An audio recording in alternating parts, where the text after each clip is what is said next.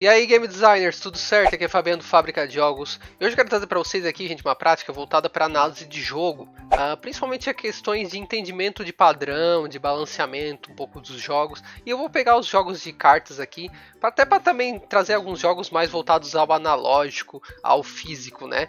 Pra gente também ver que tem muita coisa que a gente pode aprender lá e também aprender game design, né? E redes sociais, Fábrica, tu sabe, tá aqui abaixo para você comentar e saber as novidades. E vamos nessa. Gente, eu trouxe dois jogos aqui pra gente discutir, e card games. O Uno, um jogo mais simples, e também trouxe um deck de Pokémon Trading Card Game, né? Que é mais ou menos o jogo aí que bem conhecido. A gente vai discutir um pouquinho de algumas questões ali e como é que a gente pode fazer isso dentro de mapear esse jogo, como é que ele foi feito, como é que ele foi pensado em termos de balancear, né, os poderes, a dificuldade e tudo mais. Gente, o Uno, basicamente, para quem não conhece, vou ter aqui rapidamente as regras, tá? O objetivo do jogo é ficar sem carta na mão nenhuma, né? Você tem que vai descartando, né? Vai descartando até ficar sem nada. E sempre você vai botar quando é o mesmo número ou o mesmo símbolo, né? Porque dependendo pode ser ali reversa, aquelas cartas especiais, ou a mesma cor, basicamente, né? O Uno basicamente é esse. Ou uma carta especial que faz alguma coisa, né? As cartas básicas são as de números e cores. E as especiais têm uns efeitos diferentes. Tipo, a mais 2 tu pode colocar um mais 2. Ou tu compra duas cartas obrigatoriamente, né? Aí tem que ver a cor, porque daí tu pode colocar um mais 2 ali. Daí tu vai ver a cor de acordo. Ou então, se é mais 2 azul, por exemplo, pode colocar. Sempre vai ter que ver a carta que tá na mesa da vez. Se tiver na carta, por exemplo, mais 2 vermelho. E eu colocar o mais 2 azul. Daí é possível, entendeu? Porque bate na numeração e eu tenho o equivalente ao símbolo, né? Que está sendo jogado na mesa. Sempre assim, gente. Então, por exemplo, tem o 9 vermelho. Eu posso colocar o número 9, ou então posso botar uma carta que seja vermelha. E assim vai seguindo. E aí tem as especiais, como duas setas também, mais 4. Mais 4 ou tu coloca o mais 4 ou tu compra 4 cartas, né? E ainda a pessoa que colocou pode escolher a cor que vai ser a rodada da vez. Ele muda a cor do jogo, né? Pode ser duas setas, porque é para inverter o sentido do jogo, né? Então, quer dizer, se estava indo no sentido horário, vai no sentido anti-horário. A roda de 4 cores, que muda a cor que está na mesa no momento. E o proibido, que passa a vez do jogador. Então, ou seja, eu bloqueio o jogador que seria depois de mim e o outro que joga, né? Então, são estratégias aí que um trabalha de forma para conseguir deixar o jogo mais dinâmico e mais interessante, né?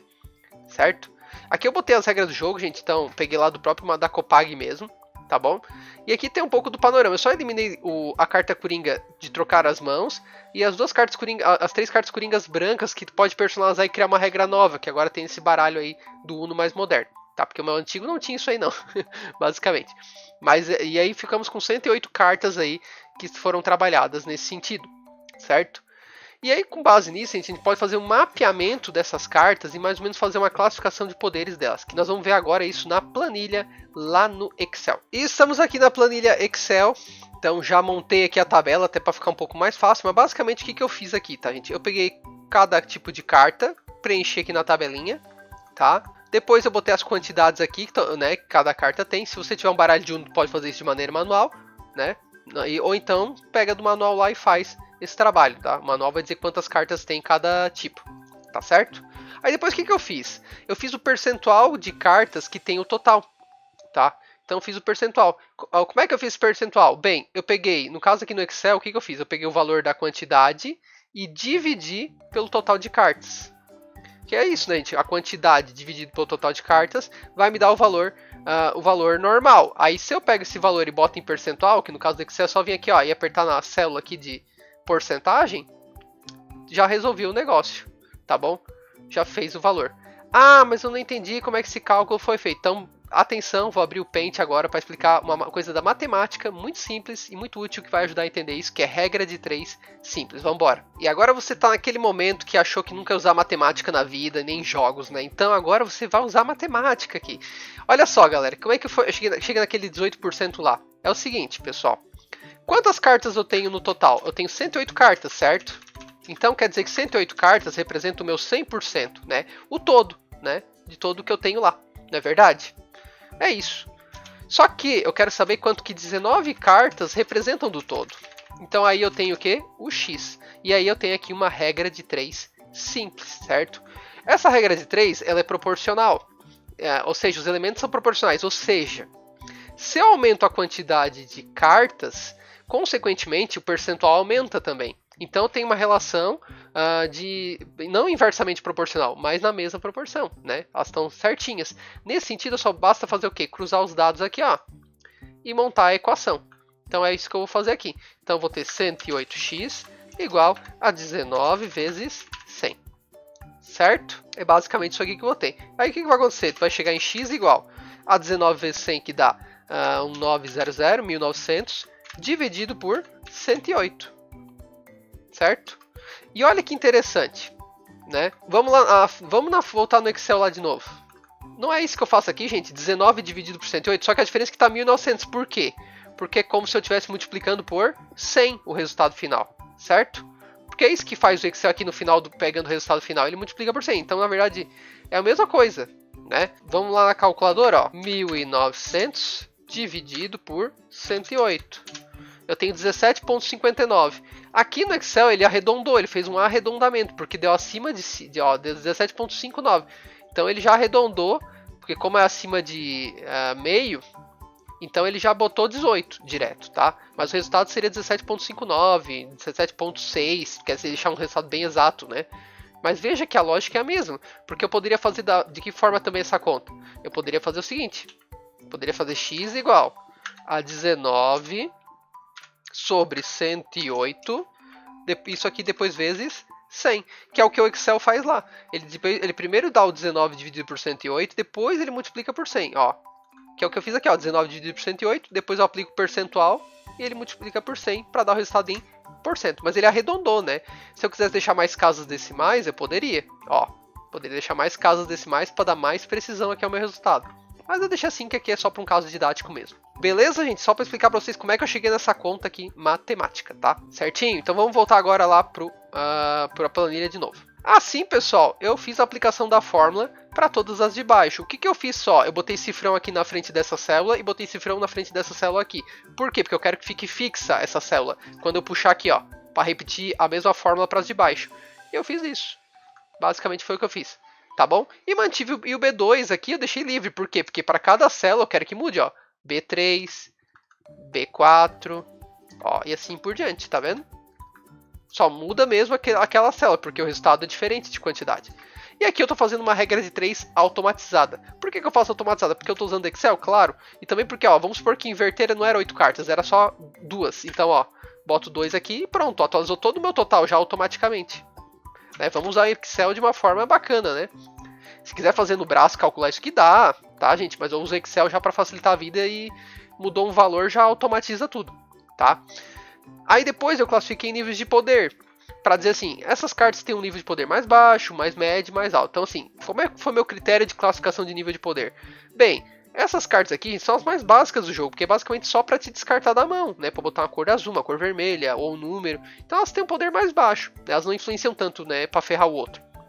Agora, fazer o cara comprar 2 cartas, fazer o cara inverter, porque muitas vezes estava na vez do cara para ele soltar uma carta, porque lembre-se que o objetivo do jogo é ficar sem carta na mão. O cara perder a vez é ruim, porque ele fica segurando carta na mão daí, entende? Enquanto os outros estão lá descartando carta.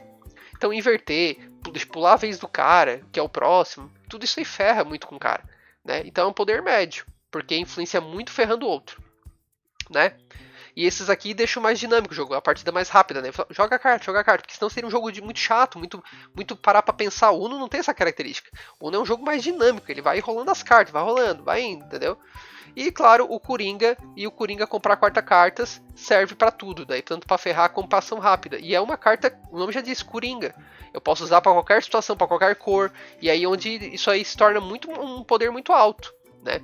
E muito interessante. Veja aqui embaixo, aqui eu fiz depois o percentual de cartas que tem nível baixo, médio e alto. Eu usei uma formulazinha que é o soma C, né? Soma C atender essa condição. Basicamente dessa forma aqui que eu faço. Eu pego um intervalo de números, vejo quem tem o nível de poder baixo e somo os percentuais ali do nível baixo. Aqui eu somo os do médio e aqui eu somo os do alto, tá? Eu só automatizei isso aqui. Se quiser fazer no braço, dá para fazer também, tá bom?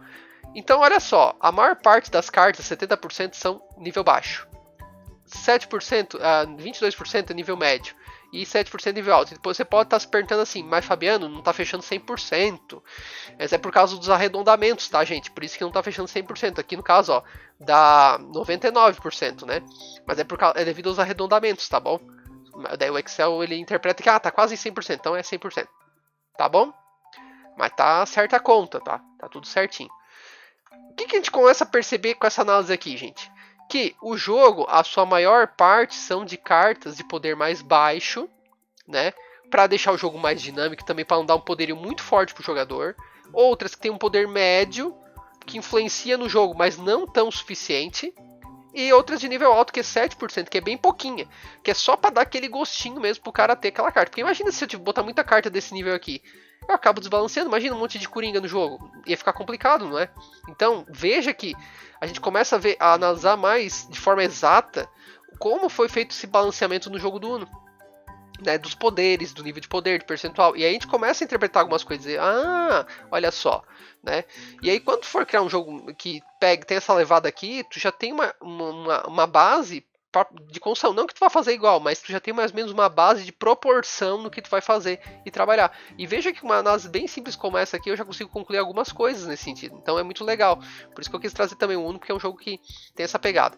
Agora vamos para outro jogo, que é o Pokémon Trading Card Game. Pessoal, no Pokémon Trading Card Game, o objetivo desse jogo basicamente é o quê? Você ter os Pokémons, você botar cards de energia nele para poder atacar, e com isso você vencer as batalhas. Se o cara fica sem Pokémon no campo, ele perde, basicamente. Tem um limite também se acaba as cartas do baralho, né? Também tem algumas regrinhas nesse sentido também, quando o cara fica sem carta para comprar e por aí vai. Né? O objetivo sempre é batalha Pokémon mesmo. E aí tem as cartas de Pokémon, que são essas aí que vocês estão vendo, que são as cartas deles, a evolução, tem todo um negócio, né? E aí, no caso aqui eu peguei um deck em específico, que é esse deck aqui, tá? Que eu tenho inclusive aqui, não sei se vocês vão ver, mas mostrando aí na câmera para vocês, tá pequenininho, ó, tem esse deck também, o Fusão de Destinos do Lugia. E aí eu vou desmembrar esse deck aqui pra gente tirar algumas conclusões em cima dele em termos dos poderes do Pokémon. Recomendo até que esses jogos que eu estou citando aqui, vocês busquem o manual depois deles para entender mais por que eu falei aqui, entender um pouco dessa análise. Isso faz parte, gente. Essa parte de analisar, buscar referências, tudo isso faz parte do trabalho de Game Design. Que se tu não sabe ainda o que faz Game Designer, ó, aqui embaixo tem o e-book gratuito de segredos para games viciantes que tu pode baixar e já começar a aprender sobre Game Design, entender um pouco dessa prática, dessas ideias de teste, balanceamento, porque isso é muito importante pra gente trabalhar como Game Designer, tá bom? Então tá, gente, vamos lá pra planilha então, que eu vou mostrar pra vocês como é que eu fiz o mapeamento aí um pouco desse jogo aqui. Pessoal, eu peguei esse deck padrão, tá? Porque lembrando que isso aqui é um Trading Card Game, é um jogo que eu posso basicamente montar o meu deck, né? Então eu peguei o deck padrão, que é aquele que tu vai comprar na loja lá, e adquirir ele já vai vir desse jeito aqui. Tá bom? Esse aqui, no caso, é o deck padrão Guardião do Céu, né, que é o do Lugia, do Fusão de Destinos, tá? Como eu falei pra vocês. E aqui eu fiz o mapeamento das cartas que o jogo tem, né? Então, tem Lugia, tem Snorlax, Meow, Kangaskhan, tem aqui as quantidades de cada um, ó, né? E daí eu botei aqui tudo certinho, os percentuais também, como a gente fez lá atrás, tá? A mesma lógica, tá bom? E aí eu botei já alguns tipos aqui, né? Os Pokémons que são básicos, ó. Então pode ver que aqui na carta do Lugia, vocês estão vendo aqui em cima, ó. No canto superior esquerdo aqui, ó, tem Basic aqui, tá vendo? Que é de básico. Então, essa carta básica, gente, o que acontece? No jogo do Pokémon, eu posso colocar ela no campo direto, entendeu? Porque ela não é uma carta de evoluir um Pokémon. Então é um Pokémon básico, é como se ele estivesse no primeiro estágio de evolução do Pokémon, tá certo? Então por isso que ele é Pokémon básico. Essa carta aqui tu pode botar direto no jogo e não é uma carta para evoluir um Pokémon. Quando já chega aqui em estágio 1 e estágio 2, são estágios de evolução. Então, por exemplo, Wigglytuff, estágio 1. Esse aqui já é um estágio de evolução do Jigglypuff, que está aqui ó, no Pokémon básico, tá certo? E estágio 2 é a segunda evolução dele. Então o Dilfox, por exemplo, ele evolui o do Braixen aqui, ó. E o Braixen evolui do... cadê ele aqui? O Fennekin, né? Do Fennekin, tá certo? Então a gente separa esses níveis por quê? Porque a dificuldade para evoluir um Pokémon ela é maior no jogo. Porque olha só, para chegar no estágio 2, eu tenho que ter primeiro um Pokémon básico em campo, esperar uma rodada, depois botar o Pokémon do estágio 1, esperar mais uma rodada, depois botar o Pokémon do estágio 2 para rodar. Ou seja, tem que esperar 3 pelo menos chegar na terceira rodada para poder botar essa carta. Então tem um custo de tempo, né? Que o teu adversário pode estar fazendo coisas lá e te atacando e tudo mais. Então, quer dizer, é uma carta que dá muito poder, estágio 2. As cartas de estágio 2 têm muito poder. e que elas demoram exatamente já por isso, né, para o cara não ficar muito poderoso. Então veja que no deck padrão tem só uma carta de estágio 2, muitas básicas, e estágio 1 tem algumas, né, que permitem alguns Pokémon serem evoluídos daqui do básico. Isso já é feito de propósito, para que o deck fique balanceado. E veja que a maior parte do baralho, 50% do baralho, é só de Pokémons. Porque basicamente esse jogo, gente, o que é mais importante você ter? Pokémon e energia, porque as energias é que vão te permitir atacar. Por exemplo, aqui ó, no Lugia. Ali tá vendo que o ataque, ó, o Intensifying Burn, é um ataque que ele tem. Para poder usar esse ataque, eu tenho que ter 3 energias ligadas a ele, ó, 3 ali símbolozinhos. No caso ali são energias neutras, ou seja, não precisa ser energia de um elemento. Pode ser qualquer elemento, pode ser fogo, água, terra, pode ser qualquer coisa. Né? Se tivesse um elemento específico, estaria ali, o elemento de fogo, por exemplo. Mas no caso aqui é qualquer elemento. Então tem que ter 3. Eu só posso botar uma energia por rodada. Então tem que esperar botar uma energia, esperar uma rodada, botar outra energia, esperar uma rodada. Então, ou seja, 3, tem que botar 3 para poder atacar. Né? Então é um custo bem alto, né, para você fazer.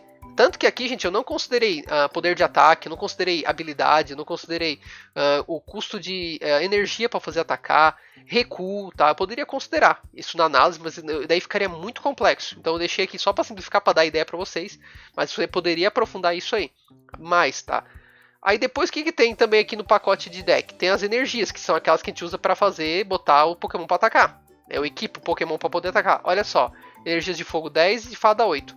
30% do baralho é energia. Faz sentido, porque eu preciso de energia para o Pokémon poder atacar. Então faz sentido ter 30% do baralho ter a energia de fogo e a energia de fada, tá?